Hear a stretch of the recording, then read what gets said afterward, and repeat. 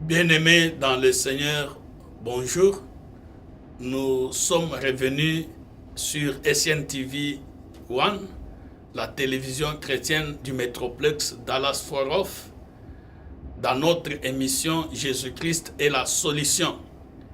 Aujourd'hui, nous voulons parler de Jésus-Christ comme le prophète Agé l'avait annoncé en tant que désir de toutes les nations. Ça, c'est la version anglaise, désir de toutes les nations. Mais en français, le titre là-bas, c'est les trésors de toutes les nations. C'est pourquoi aujourd'hui, j'ai invité notre jeune frère ici à côté de moi. J'aimerais qu'il puisse s'annoncer. Jeune frère, bonjour. Bonjour. Comment vous vous appelez? Je m'appelle Caleb Chichileo. Soyez les bienvenus sur notre émission Jésus-Christ est la solution sur SNTV One. L'autre jeune frère Caleb va nous lire en anglais, pendant que moi-même je vais lire le texte qui va nous servir de base à cette exhortation en français. Alors, le texte qui va nous servir de base à cette exhortation est extrait du livre du prophète Agé. Agé, c'est l'un des prophètes post-exiliques. Il est tout près de Zacharie et puis vous avez Malachie.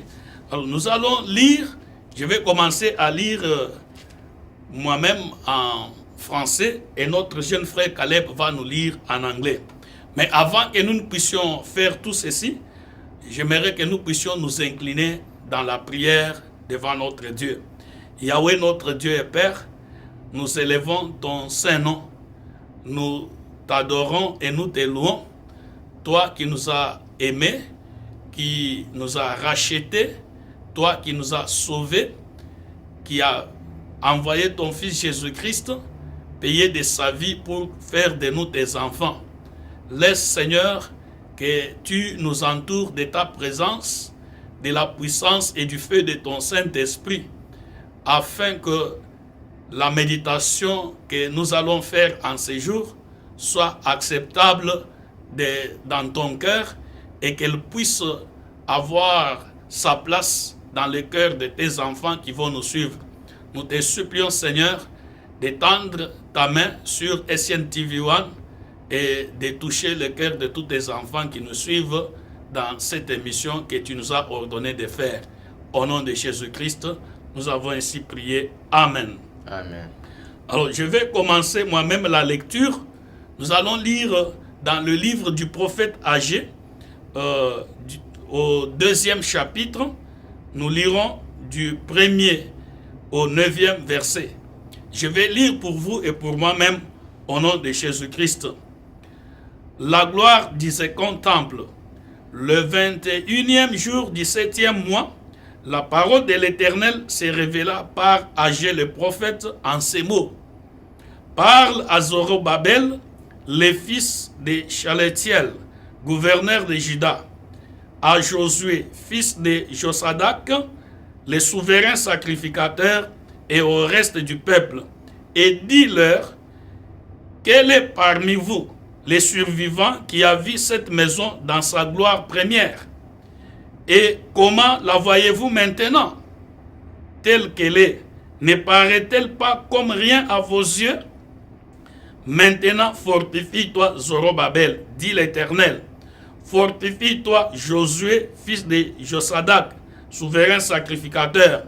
Fortifie-toi, peuple entier du pays, dit l'Éternel, et travaillez, car je suis avec vous, dit l'Éternel des armées.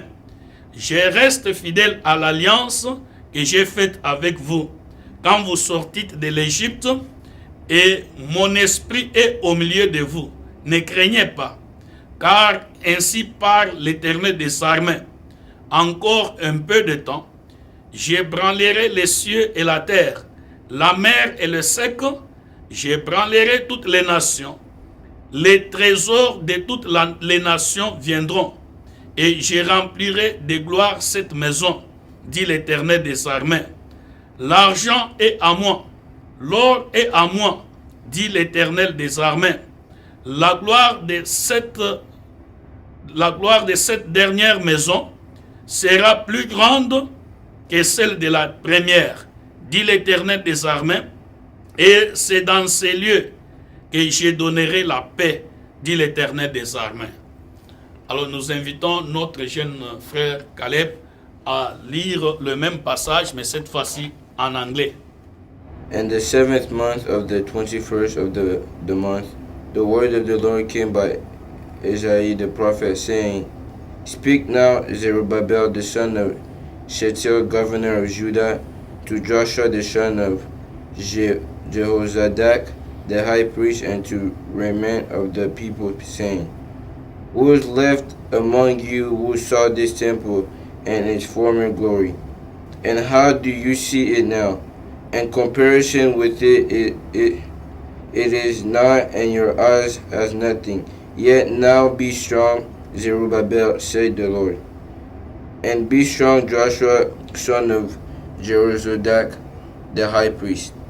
And be strong, all you people of the land, says the Lord. And work, for I am with you, says the Lord of hosts. According to the word that I covenanted with you when you came out of Egypt, so my spirit remains among you.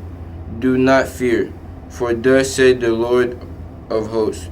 Once more I will shake heaven, earth, and the seas, and dry land. And I will shake all nations, and they shall come to the desire of all nations, and I will fill this temple with glory, says the Lord of hosts. The silver is mine, the gold is mine, says the Lord of hosts. The glory of this later temple shall be greater than the former, says the Lord of hosts. And in my place I will give peace, says the Lord of hosts.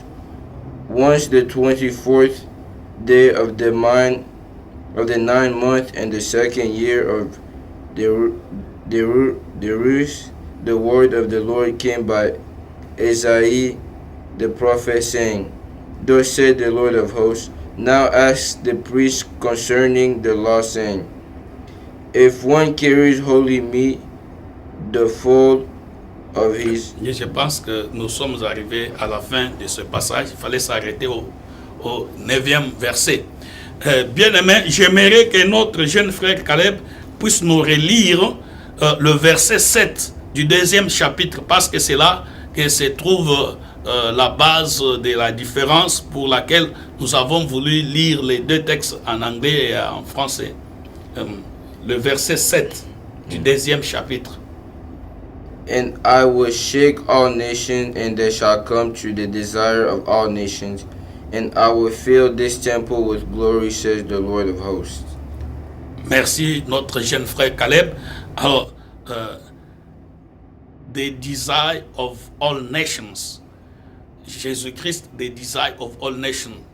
Bien-aimé, la fois dernière, dans notre émission Jésus-Christ est la solution, nous avons parlé du 4e homme. Jésus-Christ en tant que 4e homme qui avait suivi Shadrach, Meshach et Abednego dans la fournaise ardente. Nous avons dit que dans notre vie, il va arriver un moment où ta foi, ma foi, seront testées. Et qu'est-ce que nous allons faire? Est-ce que nous allons nous compromettre? Nous allons faire ce que le monde nous demande, ou bien nous allons obéir à Dieu? Et nous avons dit que tout ce qu'un enfant de Dieu obtient par compromission, par désobéissance, par transgression à la loi de l'Éternel, il ne peut pas en jouir. Car la Bible dit, le juste vivra par la foi. Le juste ne vit pas par la compromission, mais il vit par la foi en Dieu. Et tous ceux qui ont essayé d'obtenir les choses par compromission, ils n'ont pas vécu la paix. Nous avons donné quelques exemples et vous pouvez vous référer à notre émission passée. Nous avons dit que quand un enfant de Dieu refuse de se compromettre, cette obéissance à Dieu peut mettre l'enfant de Dieu dans une situation difficile. Mais la situation difficile ne va pas vous tuer, mon frère, et ne va pas vous tuer, ma soeur. Bien-aimé, la situation difficile, elle va seulement briser, c'est-à-dire le feu de cette situation va détruire, brûler les liens et vous donner plus de liberté. Et dans la situation difficile, vous ne serez jamais seul. Dans les dangers, dans les difficultés, celui à qui vous avez obéi sera toujours avec vous. Et il va vous faire sortir de la situation vainqueur.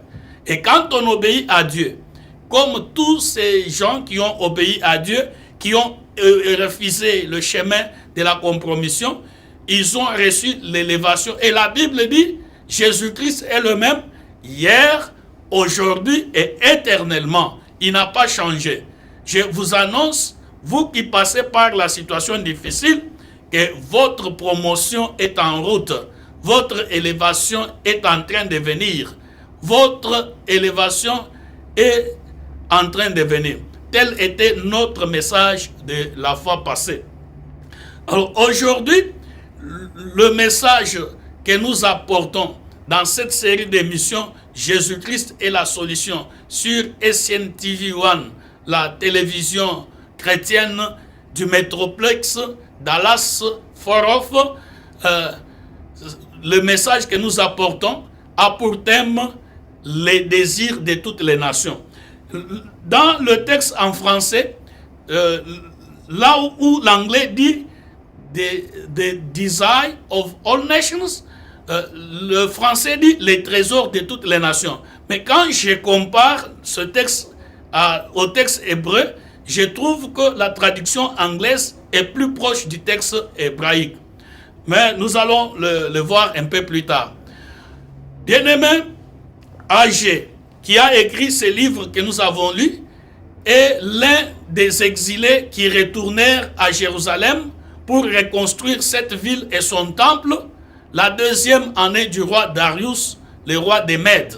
Vous savez, la Babylone a été renversée par les Perses. Les Perses ont été renversés par les Mèdes. Et maintenant, nous sommes à l'époque des Mèdes. Et à l'époque des Mèdes, c'est au moment où le roi Darius était devenu roi, sa deuxième année de règne, qu'il a envoyé le peuple juif dans son pays. Et les pays qui étaient conquis n'étaient plus considérés comme des pays, mais ils étaient considérés comme des provinces. Alors, Juda était dirigé par un descendant de David. Zorobabel, c'est un descendant de David, mais il avait le titre de gouverneur. Il n'avait plus le titre de roi comme les autres, mais il était un descendant de la famille de David. Alors c'est à cette époque que Dieu envoie le prophète Agé pour délivrer son message. Dieu envoie Agé pour proclamer un message prophétique aux leaders de la nation et au peuple. Il s'agissait de Zorobabel, le gouverneur, de Josué, les grands prêtres, les souverains sacrificateurs et de tout le peuple. Bien-aimés, vous savez qu'il n'a jamais été facile de prêcher la parole de Dieu aux hommes qui sont riches et puissants, à ceux qui dominent et qui gouvernent. Il n'a jamais été facile. Je voudrais ici, dans cette émission, rendre hommage aux leaders ecclésiastiques et aux chrétiens de partout dans le monde qui ont eu le courage prophétique de délivrer la parole de Dieu aux leaders politiques dans différents pays. certains de ces responsables de l'Église et de ces chrétiens, de ces enfants de Dieu, l'ont fait. Ils ont annoncé ces messages au prix de leur vie. Nous vous rendons hommage, vous, les leaders de l'Église, et vous, nos frères et sœurs, qui avez payé de votre sang. Et d'autres sont même morts pour annoncer le message de Dieu aux leaders et aux dirigeants politiques qui sont riches et qui ont la puissance militaire. Faire l'œuvre de Dieu exige d'être fort émotionnellement et d'avoir l'assurance de la présence de Dieu. Parce que sans la présence de Dieu, ce n'est pas facile. Nous pensons à tous ces gens qui ont été chassés, qui ont été envoyés en exil, tout simplement parce qu'ils ont annoncé la parole de Dieu. Que Dieu vous protège là où vous êtes. Vous avez des prédécesseurs. Alors, le peuple de Juda avait vaincu les découragements qui venaient de l'extérieur. Maintenant, ce peuple qui était revenu de l'exil faisait face à une autre source de découragement, la source du découragement interne. Bien-aimés, vous savez, parfois c'est très difficile, et très triste et pénible même, de subir les découragements qui viennent des personnes avec qui nous travaillons, avec qui nous collaborons. Je vais vous donner un exemple. Il y a un couple qui prie avec moi depuis des années. Alors, nous avons prié avec ce couple, je ne vais pas citer les noms ici. Alors, nous avons prié avec ce couple. En fait, les couples n'avaient pas les problèmes de stérilité. Le problème qu'ils avaient, c'était que quand notre sœur, l'épouse de notre ami là, concevait et ne parvenait pas à garder l'enfant, ça se terminait par l'avortement. Alors nous avons prié. Au moment où nous prions, le Saint-Esprit m'avait dit de dire au couple de faire alliance avec Dieu. Ils ont fait alliance avec Dieu et dans les 9 mois qui ont suivi, Dieu les a bénis avec une très belle fille. Une très belle fille. Elle est une fille très intelligente. J'ai la joie de la voir grandir, de la voir être très forte. Et elle m'étonne, elle étonne même ses parents parce que c'est une bénédiction, une grâce de Dieu.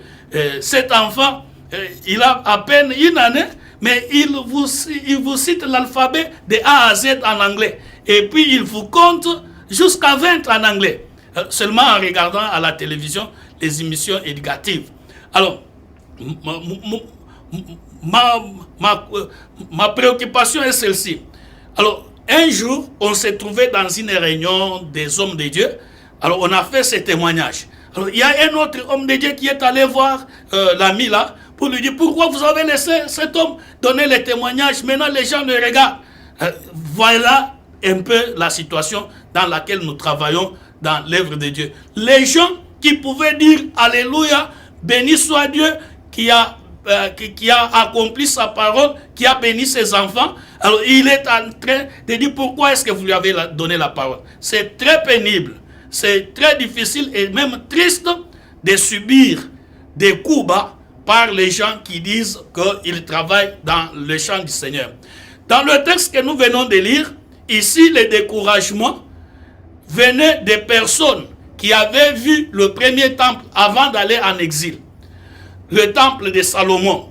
Les Juifs qui avaient vu le premier temple, le temple de Salomon, dans sa splendeur, dans sa magnificence, et qui étaient revenus, et en voyant la construction de ce nouveau temple, du deuxième temple, ils étaient vraiment déçus. Parce que le premier temple était grand, il était construit avec les pierres, l'or, et puis il était magnifique, mais le deuxième temple était vraiment petit.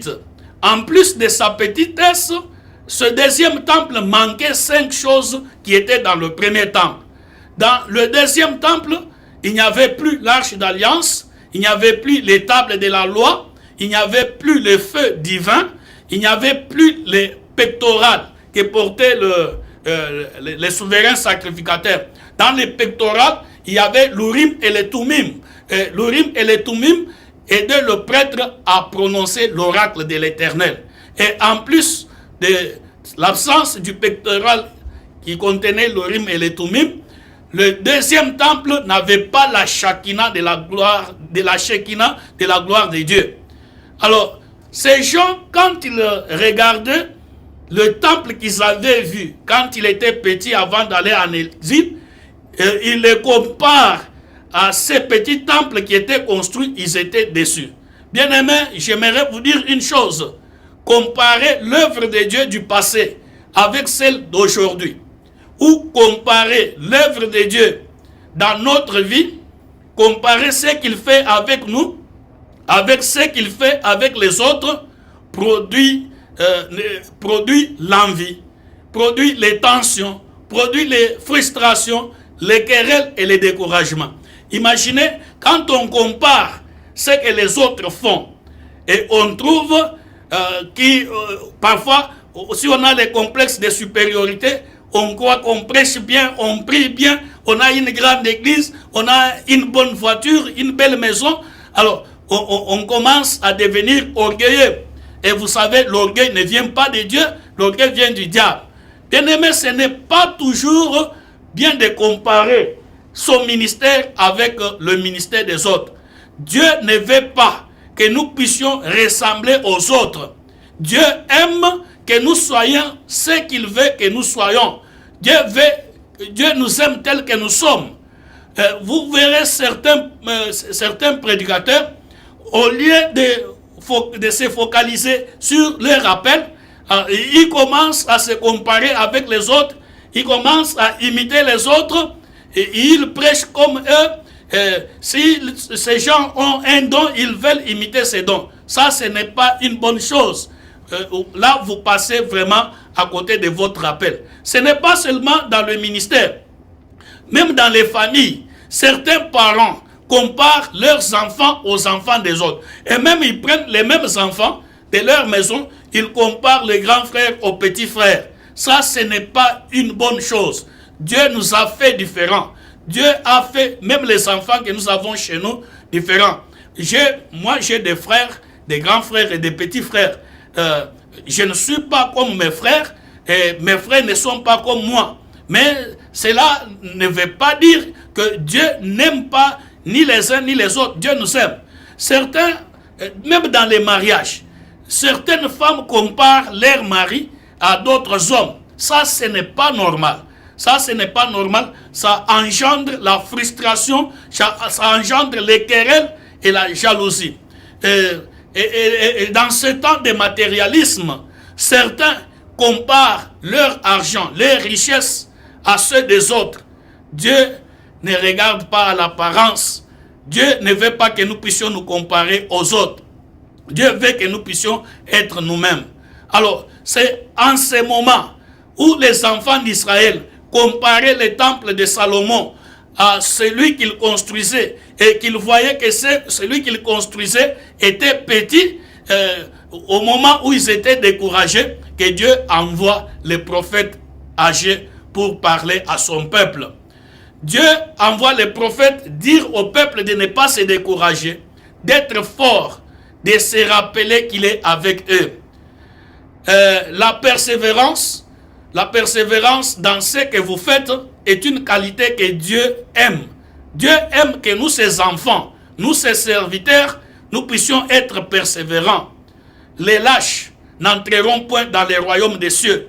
Dieu veut que nous puissions travailler malgré les difficultés, continuer à faire ce qu'il nous a demandé. Dans les circonstances difficiles, nous ne devons pas abandonner. Nous devons faire la tâche que Dieu nous a confiée, nous rappelant qu'il est avec nous. Si réellement il nous a appelés, malgré les difficultés, il est avec nous. Et quand Dieu est avec nous, malgré les difficultés, nous allons sortir vainqueurs. Bien-aimés, je prie que Dieu fortifie tous ses enfants et ses serviteurs qui passent par les moments difficiles dans l'accomplissement de leurs tâches. Ne vous découragez pas. Il y a aussi des enfants de Dieu, même dans les couples, dans les familles. Quand nous faisons le counseling, nous entendons cela. des gens qui sont découragés. La femme qui dit qu'elle reste seulement dans la maison à cause des enfants. L'homme qui dit seulement à cause des enfants. Non, bien aimé, restez ensemble. Dieu qui vous a donné la responsabilité de bâtir le foyer, de représenter Christ par votre union, sera avec vous et il va vous donner des solutions. L'encouragement de Dieu pour Israël dans ce texte est tourné vers le futur. Il dit que la gloire du dernier temple sera plus grande que la gloire du premier temple. J'aime ce que Dieu dit. Il ne dit pas du deuxième temple. Parce que vous savez, après que ce deuxième temple ait été construit, il n'y a pas eu l'arche d'alliance, il n'y a pas eu les tables de la loi, il n'y a pas eu le feu du vin, il n'y a pas eu le pectoral, il n'y a pas eu la Shekinah. Toutes ces choses n'étaient pas dans ce temple. Et vous savez, ce n'était pas le dernier temple, celui-ci aussi a été détruit et il a été construit un autre temple, le temple qui a été construit par Hérode. C'est celui dont la Bible nous parle à l'époque du ministère terrestre de notre Seigneur et Sauveur Jésus-Christ. Mais même dans ce temple d'Hérode-là, ces choses n'étaient pas revenues. Et est-ce que Dieu avait manqué à sa promesse en disant que la gloire du dernier temple sera plus grande? Non. Voyons ce que Jésus-Christ dit. Jésus-Christ dit que lui-même était le temple. C'est en lui que la Shekinah, la présence de Dieu, devrait se manifester. Vous vous souvenez des paroles de Jésus-Christ avant d'aller à la croix? Il dit à ses disciples, et il dit au peuple qui les suivait, détruisez ce temple, et en 3 jours, je vais les reconstruire. Le temple dont il parlait, et il y a eu même des Juifs qui disaient, ce temple a été construit pendant 40 ans, toi tu dis qu'on le détruise, et tu vas nous le reconstruire dans 3 jours. Il pensait au temple d'Hérode. Mais ce n'est pas de ce temple-là que Jésus-Christ parlait. Il parlait de son corps. Bien-aimé, que ce soit le temple de Salomon, le deuxième temple, le temple d'Hérode, la présence de Dieu ne s'est jamais manifestée sur la terre comme elle s'est manifestée en Jésus-Christ. C'est en Jésus-Christ qu'a habité la plénitude de la divinité, comme nous dit l'apôtre Paul dans l'épître des Colossiens. C'est en Jésus-Christ que Dieu a manifesté sa grande présence. Et Dieu dit qu'il va secouer les nations. Et il va amener toutes les nations vers les désirs de toutes les nations. En anglais, les désirs de toutes les nations, c'est Jésus-Christ. Bien-aimé, pour comprendre cela, que désire quelqu'un qui est malade? Celui qui est malade désire la guérison. Mais la guérison se trouve en Jésus-Christ. Que désire celui qui a des douleurs? Rhumatisme, douleur dans les genoux, ainsi de suite. C'est Jésus-Christ qui a porté les châtiments qui nous donnent la paix. Il s'est chargé de nos douleurs. C'est en Jésus-Christ que nous trouvons la paix. Que désire celui qui se trouve en conflit, en trouble? Il désire la paix. C'est Jésus-Christ qui est le prince de la paix. C'est lui qui donne la paix. Que désirent ceux qui sont opprimés? Ils désirent d'être libérés de l'oppression, d'être délivrés. Et c'est Jésus-Christ qui apporte toutes ces choses. Jésus-Christ, c'est le désir de toutes les nations. Il est le trésor de toutes les nations. C'est en lui que se trouvent toutes les richesses de Dieu. Dieu dit que l'or, l'argent sont à lui. L'or, l'argent sont à lui. Quand vous voulez être béni, bien-aimé, vous devez aller vers Jésus-Christ. Et si vous êtes ami de Dieu, il va vous donner ces choses, l'or et l'argent, en bénédiction. La Bible parle de la parabole des mines, où quelqu'un qui avait loué un champ pour faire une saison de culture, et puis quand il travaille dans le champ, il trouve que dans le champ se trouvait une grande richesse, un grand trésor. Qu'est-ce que cet homme-là a fait? cet homme est allé, il a vendu ses maisons, il a vendu tous ses biens pour acquérir le champ parce qu'il savait que dans le champ se trouvaient les trésors. Bien-aimé, Jésus-Christ, c'est notre trésor. C'est le désir de toutes les nations. Il y a des gens qui désirent l'or et l'argent et qui sont prêts même à abandonner Dieu, à aller faire alliance avec l'ennemi dans le but d'obtenir ces choses. Non, bien-aimé, vous ne devez pas aller là-bas. Vous devez chercher Jésus-Christ. Et quand vous l'avez, il va vous bénir. Bien-aimé, j'aimerais vous encourager. J'aimerais vous encourager en vous disant, ne vous comparez pas aux autres. La grandeur d'une église ne se trouve pas dans les bâtiments. La grandeur d'une église se trouve dans la présence de Dieu. La grandeur d'un homme de Dieu ne se trouve pas dans ses beaux vêtements, dans sa belle voiture, ou bien dans son bon langage. La grandeur d'un homme de Dieu se trouve dans la présence de Dieu. Si Dieu est avec toi, même si tu marches avec une chemise déchirée, même si tu n'as pas de souliers, tu as des moussuniabata comme on appelle chez nous au Congo, tu portes des babouches. Bien-aimé, si tu as la présence de Dieu, tu as les trésors de toutes les nations, tu as les désirs de toutes les nations. J'ai dit, les époques peuvent changer, les pays changer, mais les désirs de l'homme restent le même. L'homme désire toujours voir Jésus-Christ. Bien-aimé, arrêtez de vous comparer aux autres. Arrêtez de vous comparer aux autres. Et voyez-vous tel que Dieu vous a appelé. Et la gloire de Dieu va se manifester en vous. Et Jésus-Christ dit qu'il est le temple. C'est lui en qui la gloire de Dieu se manifeste. Et il va même plus loin. Dans la Bible, nous découvrons, la Bible pose une question. Ne savez-vous pas que votre corps est le temple du Saint-Esprit? Donc, ce n'est pas dans des bâtiments de pierre que Dieu se manifeste. Dieu se manifeste dans un temple et ce temple, c'est votre corps. Votre corps est le temple du Saint-Esprit. Votre corps est le temple de Dieu. Et rappelez-vous des paroles de Jésus-Christ à la femme samaritaine qui lui disait, vous les Juifs, vous dites que c'est dans le temple de Jérusalem que nous devons aller prier. Mais nous, Samaritains, nous savons que c'est sur cette montagne de Bethel. Et Jésus va lui dire, l'heure est venue où les véritables adorateurs adoreront le Père en esprit et en vérité. Les faux adorateurs, ils adorent Dieu dans la chair et dans les mensonges. C'est-à-dire, ils trompent qu'ils adorent Dieu, mais ils servent leur ventre. Ils sont des mercenaires qui travaillent pour l'argent, pour le bien de ce monde. Mais les véritables adorateurs, ils cherchent Dieu, premièrement le royaume des cieux. Bien-aimés, Jésus-Christ est tout ce qu'il vous faut. Jésus-Christ est tout ce que vous devez désirer. Vous devez vendre votre temps pour le chercher dans la prière, pour le désirer dans les jeûnes, pour le chanter, pour le glorifier. Et quand vous l'aimez, il va le constater. Il va vous bénir.